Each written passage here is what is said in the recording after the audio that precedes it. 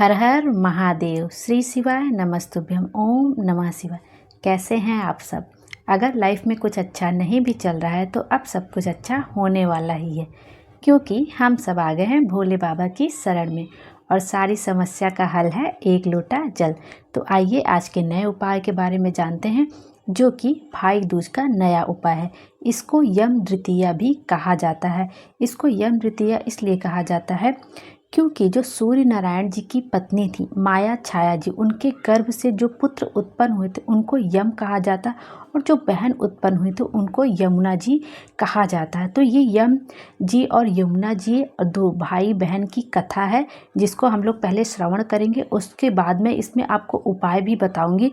वैसे तो पंडित जी बताते हैं कि इस दिन भाई दूज के दिन, जो कि कार्तिक में शुक्ल पक्ष की द्वितीया के दिन यह दिवस आता है, इसलिए इसको यम द्वितीया भी कहा जाता है। तो इस दिन जो भाई अपनी बहन से अपने माथे पे तिलक करवा लेता है और यदि उसके घर का भोजन भी कर लेता है, यदि वह एक निवाला भी खा लेता है, तो वो कभी भी अकाल मृत्यु से पीड़ित नहीं होता है। उसको अकाल मृत्यु कभी भी अपना ग्रास नहीं बनाती है।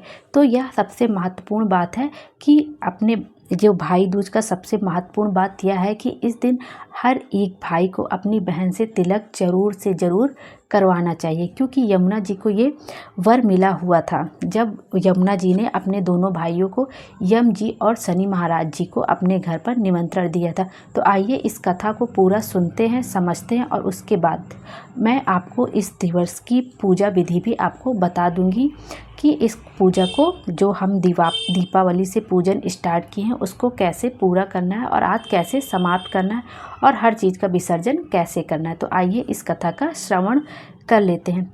एक बार एक मुखिया जी थे जो ठाकुर जी की सेवा में दिन रात लगे रहते थे। मुखिया जी रोज ठाकुर जी से लाड लड़ाते थे, उनका श्रृंगार करते, उनको रोज़ सुंदर सुंदर वस्त्र पहनाते थे, उनका खूब बनाव श्रृंगार करते, रोज़ उनको सुंदर सुंदर भजन सुनाते थे। एक बार मुखिया जी के ऊपर 7.5 लग गई। उन पर शनि जी का दोष चढ़ गया, उन पर शनि जी की कुदृष्टि पड़ गई, जिससे मुखिया जी बहुत परेशान हो गए। वह बहुत पीड़ित रहने लगे, क्योंकि जब 7.5 लग जाती तो इंसान हमेशा परेशान ही रहता, उसका कुछ ना कुछ नुकसान हमेशा होता ही रहता है। तो एक दिन मुखिया जी रोने लगी, उनकी आंखों में आंसू आ गए, और कहते हैं कि जब ठाकुर जी की सेवा करो या शंकर भगवान को जल चढ़ाओ तो कभी भी आपकी आंखों में आंसू नहीं होना चाहिए, हमेशा खुशी के साथ पूजा करनी चाहिए। लेकिन उस दिन मुखिया जी के ना चाहते हुए भी आंखों में आंसू आ गए। जब मुखिया जी को ठाकुर जी ने ऐसा देखा तो ठाकुर जी स्वयं ही सामने प्रकट हो गए और पूछा, मुखिया जी क्या हुआ, आप इतने दुखी क्यों हैं? आप तो कभी भी जब मुझे स्नान कराते हैं, कुछ खिलाते हैं पिलाते, तो आप तो हमेशा प्रसन्न रहते हैं, तो आज आपकी आंखों में नमी क्यों है? तब मुखिया जी ने बताया कि मैं क्या करूं ठाकुर जी, मुझे कुछ समझ ही नहीं आ रहा, मुझे चारों तरफ से परेशानी ने घेर लिया है। तो ठाकुर जी ने क्या किया कि ये जो झाड़ी होती है उसमें से यमुना जी को प्रकट किया और यमुना जी से पूछा, जब आज मुखिया जी झाड़ी भर रहे थे और ऊपर से मुझे वस्त्र को उड़ा रहे थे, तो आपका ध्यान नहीं था कि आज मुखिया जी के नैनों में जल भरा है? तो यमुना जी बोली, मुझे मालूम है ठाकुर जी कि आज मुखिया जी के नैनों में जल भरा हुआ, वह बहुत उदास हैं, बहुत दुखी हैं, और मुझे यह भी पता है और मैं यह भी जानती हूँ कि वह दुखी क्यों हैं। तब ठाकुर जी ने कहा, तो फिर मुझे आप बताइए, मुझे बताओ यमुना कि मुखिया जी इतने दुखी क्यों हैं? मुखिया जी ने कहा, यमुना जी ने कहा, मुखिया जी के ऊपर मेरे भाई शनि की 7.5 वाली दृष्टि पड़ गई है। अब यह 7.5 वर्ष तक रहेगी। तो भगवान कृष्ण बोले यमुना जी से, अगर आप अपने भाई से बोले तो क्या आपका भाई मानेगा नहीं? ये 7.5 ठाकुर जी मुखिया जी पर से हटा नहीं देगा? तो यमुना जी बोली, आप क्या चाहते हैं प्रभु, वह मुझसे विस्तार से कहिए। तब ठाकुर जी यमुना जी से बोले, आप अपने भाई से जाकर कहो कि जो जो मेरी ठाकुर जी की सेवा करे, शंकर भगवान को एक लोटा जल चढ़ाए, मुझसे लाड लड़ाए, उस पर कभी भी अपनी क्रूर दृष्टि ना डाले। ऐसा कहकर ठाकुर जी अंतर ध्यान हो गए और यमुना जी भगवान यम जी के पास और शनिदेव जी के पास गई और उनसे उन्होंने कहा कि जो ठाकुर जी की सेवा करे, जो भगवान की भक्ति में लीन रहे, जो उनकी पूजा अर्चना करे, उन पर कभी भी आप कुदृष्टि ना डालें। लेकिन शनिदेव महाराज ने कहा, नहीं, मैं ऐसा कर ही नहीं सकता है, मैं ऐसा वरदान तुमको दे ही नहीं सकता जिसको मैं पूरा नहीं कर सकता। मनुष्य को अपने कर्म तो भोगने ही पड़ेंगे। मुझे तो भगवान शंकर ने दंडा अधिकारी बनाया है, तो मुझे जो कर्म करेगा, बुरा कर्म करेगा, उसे दंड तो अवश्य ही मिलेगा। मैं आपको ऐसा वरदान नहीं दे सकता हूँ। तो यमुना जी वापस आ जाती हैं। और पंडित जी हमेशा अपनी कथा में एक बात कहते रहते हैं, किसी से डरो चाहे मत डरो, पर अपने कर्म से डरो, क्योंकि कर्म का भोग तो परमात्मा को भी भोगना पड़ता है। इसलिए हमेशा अपने श्रेष्ठ कर्म करिए, हमेशा दूसरों के लिए अच्छा सोचिए, अच्छा करिए। ऐसा गुरु जी अपने कई सारी कथाओं में बता चुके हैं। जब यमुना जी वापस आ गई, तब इससे पहले भी यमुना जी जब वो अपने घर वापस आ गई, उसके बाद भी यमुना जी कई बार यमराज जी के पास और शनिदेव महाराज जी के पास अपनी विनती लेकर गई, लेकिन उनको यह वरदान नहीं मिला।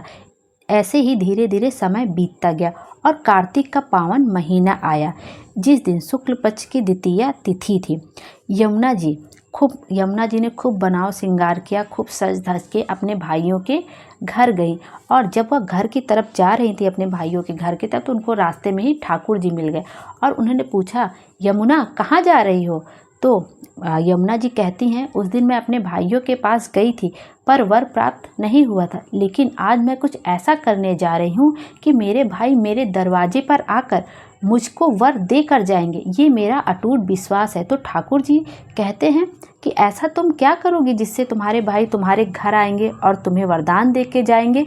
तब यमुना जी कहती हैं, मैं उनके घर बहुत बार गई हूँ, उन्होंने जब जब बुलाया मैं तब तब उनके घर गई, लेकिन इस बार मैं उनको अपने घर पर निमंत्रण दे के आऊँगी, भोजन का निमंत्रण दे के आऊँगी, अपने ब्रिज मंडल में बुलाऊँगी, अपने ब्रिज के रथ पे बुलाऊँगी कि वो मेरे घर आए। इस बार मैं अपने भाइयों को निमंत्रण दे के ही आऊँगी और मुझे पूरा विश्वास है कि मेरे भाई अवश्य आएंगे। तब कृष्णा जी बोलते हैं, वो यमराज जी और शनिदेव जी तो कभी आपके घर नहीं आते, वो कैसे आएंगे? लेकिन कहते ठाकुर जी आप देखते जाइए, इस बार वो जरूर आएंगे।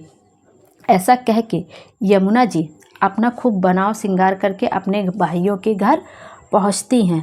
और जब वो अपने घर पहुंचती हैं, तब अपने भाइयों के घर पहुंचती हैं तो उससे पहले पंडित जी एक कथा बताते हैं, एक भाई बहन का संवाद बताते हैं, वह भी सुन लीजिए साथ में। कि यम द्वितीया की कथा कहती है कि एक बुढ़िया थी, एक बूढ़ी माँ थी जिनके 7 बेटे और एक बेटी थी।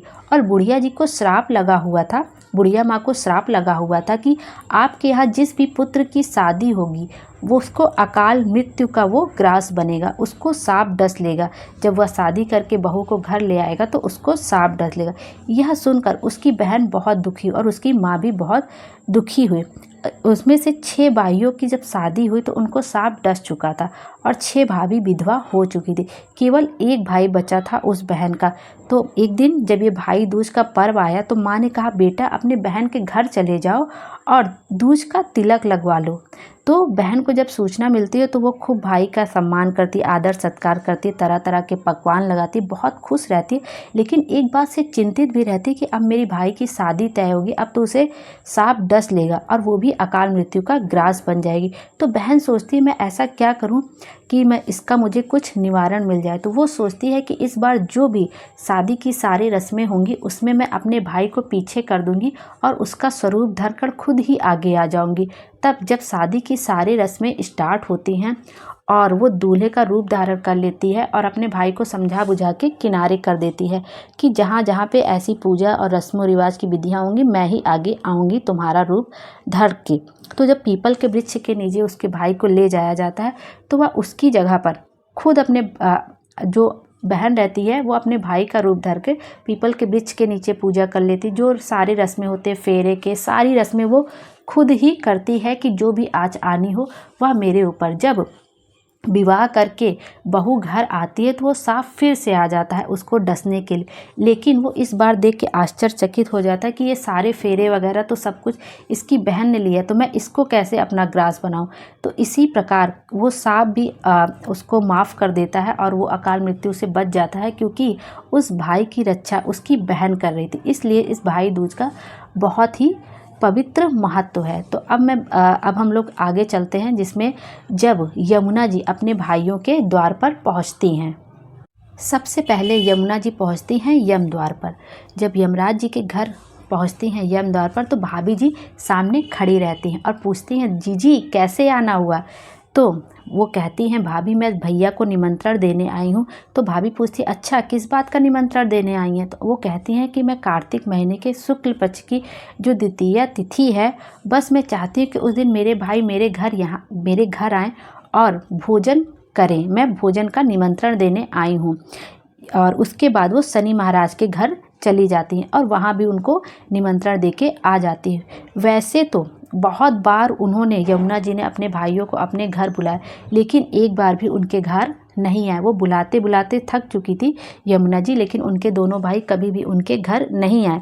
लेकिन इस बार दोनों भाइयों ने विचार किया कि हम अपने घर बहन के घर अवश्य जाएंगे, क्योंकि वह हमें खुद हमारे घर चल के आई थी हमें निमंत्रण देने के लिए, तो हमें जाना ही चाहिए। तो दोनों भाई यमराज जी और शनिदेव जी ब्रिज मंडल में पहुँचे, ब्रिज की रज में पहुँचे और जैसे ही भोजन करने के लिए बैठे, बहन ने सबसे पहले अपने भाइयों का तिलक किया।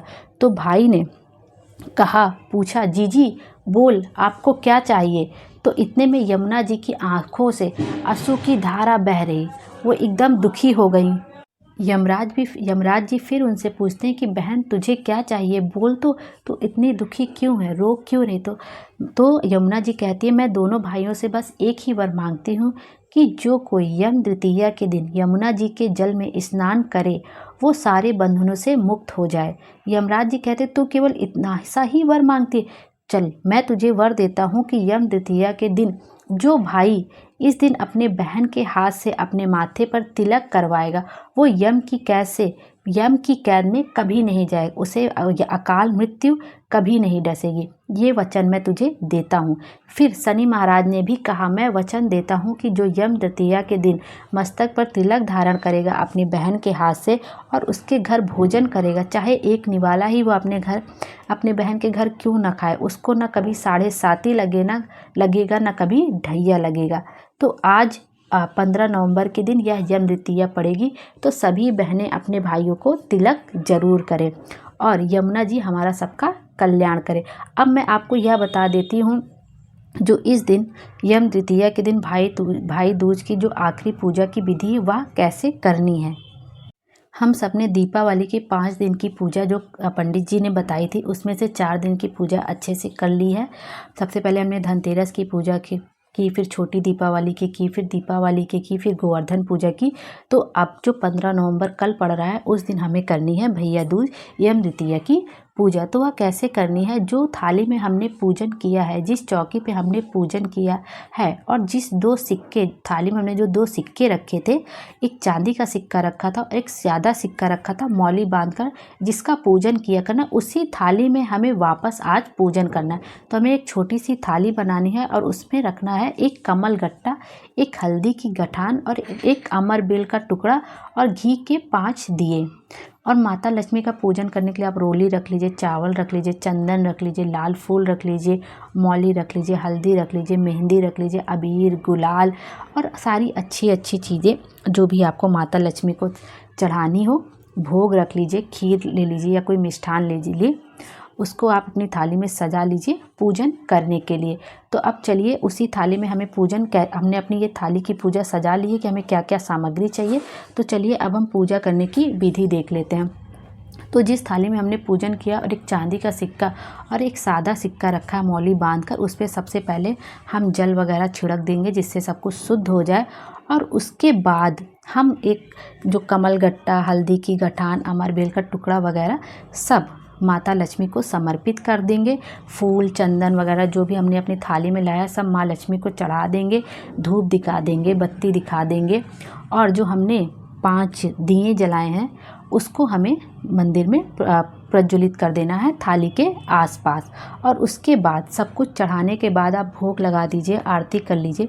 उसके बाद हम अपनी झोली पसार कर माता लक्ष्मी से निवेदन करेंगे कि आप हमारे घर में सदा विराजमान रहें भगवान विष्णु के साथ। आप हमारे घर में हमेशा बरकत रखें। ऐसे हम अपने दिल की बात माँ लक्ष्मी से कहेंगे।